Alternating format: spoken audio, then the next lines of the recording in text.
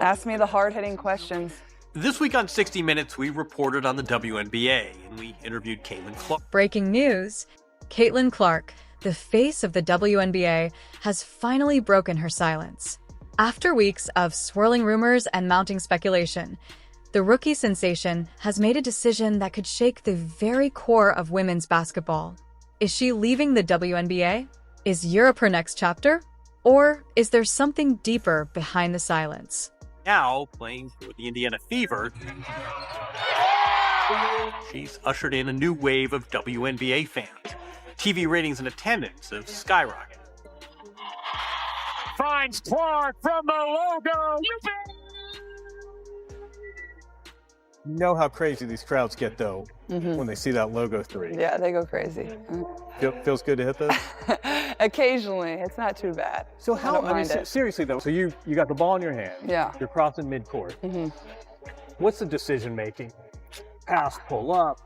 How does that work? 4 days after Indiana Fever's crushing playoff loss to Connecticut Sun, Caitlin Clark disappeared from the media radar.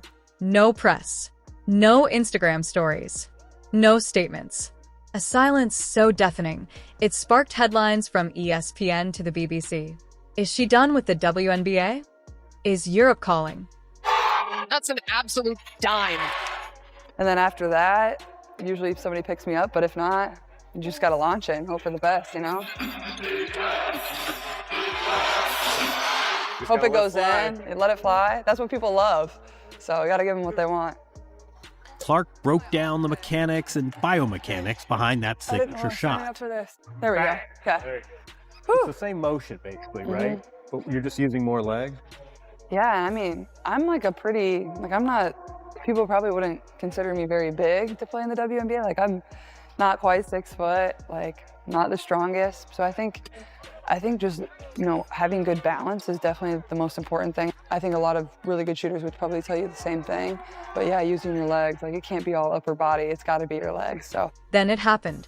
A single Instagram post, a heartfelt caption, and millions of fans holding their breath. Filled with gratitude as I reflect on the past year of my life. See you all in year 2. Caitlin Clark, via Instagram.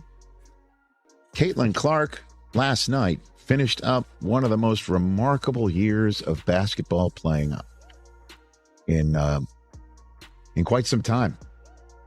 Because we could talk about her WNBA season, and we will, but her final season at Iowa was something to behold, and she went right from that into the WNBA season. I mean, right away.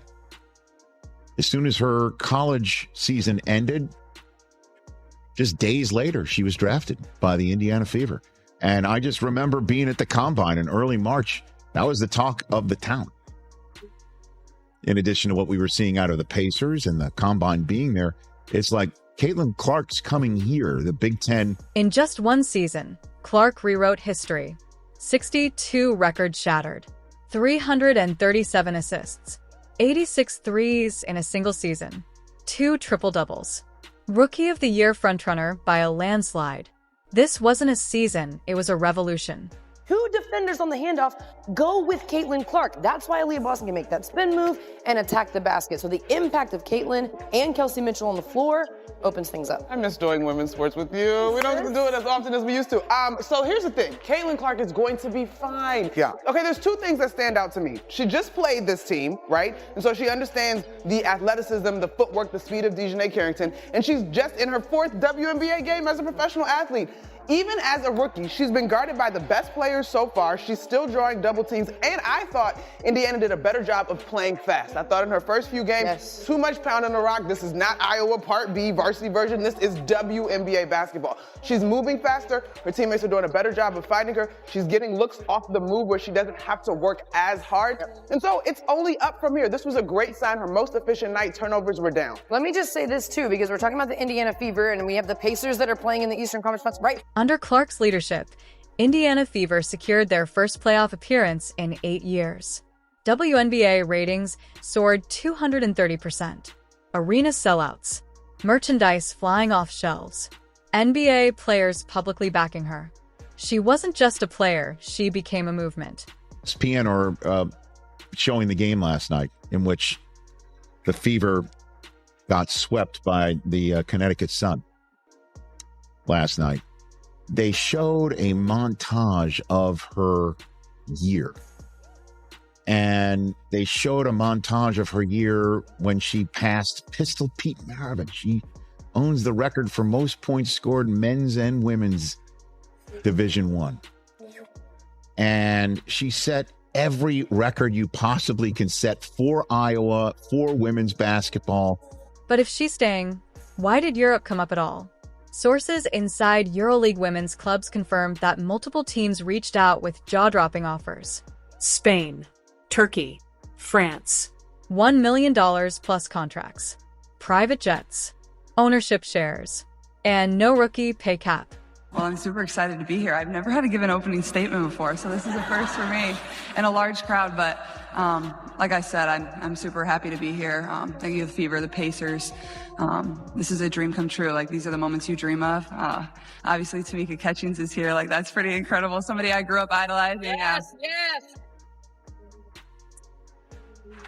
But like I said, after I got drafted, like, I can't think of a better place for myself to start my career. A place that loves basketball, supports women's basketball, and an organization that really does things the right way, has championship pedigree. So I'm just very thankful that they have a belief in me. And obviously my parents are here today. My two brothers aren't here. My little brother had to go back to school. He actually missed his flight out of New York City after the draft. So I think he did it on purpose, but thankful for them, and, you know, couldn't be happier to be here. So thank all of you for coming, and I can't wait to get started. Her silence wasn't just strategic, it exposed a bigger media divide. ESPN accused her of disrespecting the league for staying quiet.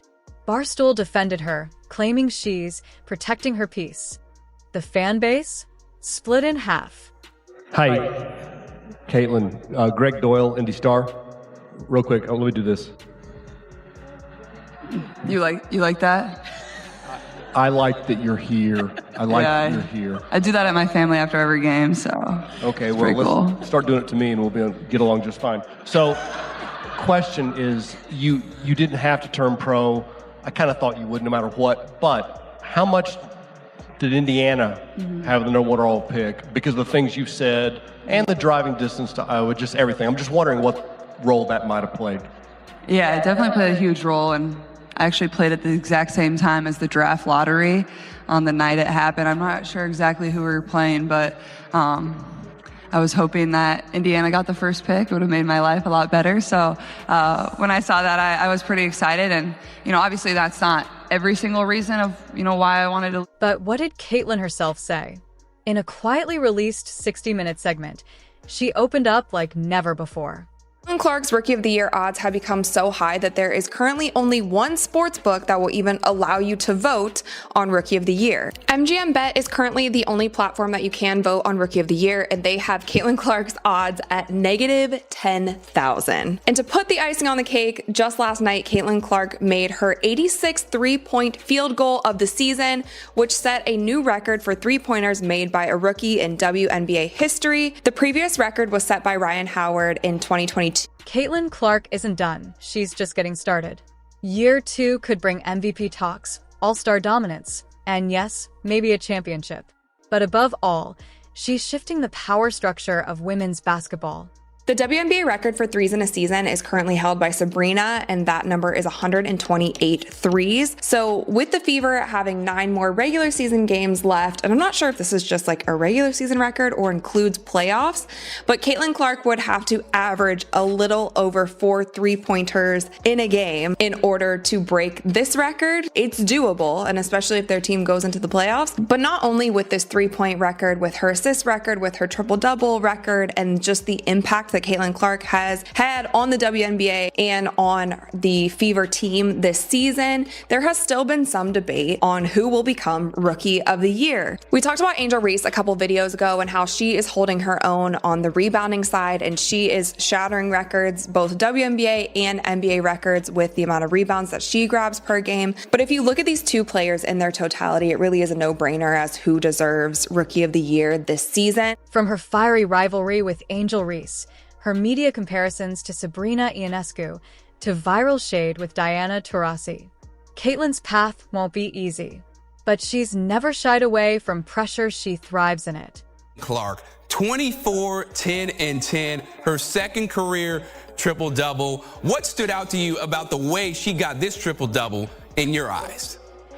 For me, what I liked from Clark and quite honestly the Indiana Fever team is that even though they entered halftime with 11 turnovers, they were able to get that composure back, and they actually turned over Los Angeles, the Sparks, more turnovers than they had. So I love the composure that we're seeing. I love that this is a team that's still growing, and I think they're starting to figure out who their players are, who their go-to players are. Even when you have an Odyssey Sims that drops 20 points for a Sparks team that, has been struggling this season, Indiana found a way to win. They found their composure throughout this game, and I think that bodes well for them, knowing that they already punched their ticket to the playoff. Caitlin Clark silenced the rumors with class, grace, and a message of gratitude. But one thing's clear, she's not done writing history. Not even close. Europe may wait, but for now, the WNBA is home. Well, for anyone that was listening to the broadcast, you heard that this backcourt has been the hottest thing in the WNBA since the Olympic break. And I do think that time together with this crew, that trio, as you mentioned, has been critical. We heard so many veterans, retired players, active players say that Caitlin Clark and likely the Indiana Fever were gonna need time. It wasn't gonna be instantaneous like your, instant coffee that you drink in the morning. No, we want this to be a nice Cuban coffee with a nice punch in there. And I think that's what we're seeing. It's not that this is not a talented team. You've got two back-to-back #1 picks. She broke every record. She revived a dying franchise. She exploded merchandise sales by 450%. She turned WNBA arenas into NBA-style sellouts. And now, Caitlin Clark just shocked the entire basketball world with a cryptic Instagram post confirming she's leaving the US? Is this the end of her WNBA journey, or just the beginning of a global takeover? When Ryan Rucco said, Caitlin Clark is possessed, I was like, yeah, that sounds about right. At times, she was unconscious. For me, watching that game, it's one of those games where you can't even be mad. Like, you can't even be mad at Caitlin Clark. You can't hate on her. You can't say anything negative about the way she performed. There's not one thing you could take away from that and be like, oh, she was this, or oh, she didn't do that. She checked every single box. That's why Kim Mulkey hugged her so aggressively at the end of the game, because it's like, dang, you did great. I can't stand it, but I love you for it. Like, Kim Mulkey even gave her an aggressive hug when the game is over. That's how you know it was real. You know how you dap somebody up just aggressively because you're like, yeah, that was great. I can't stand you for it, but I can't say anything bad about it. She was poised.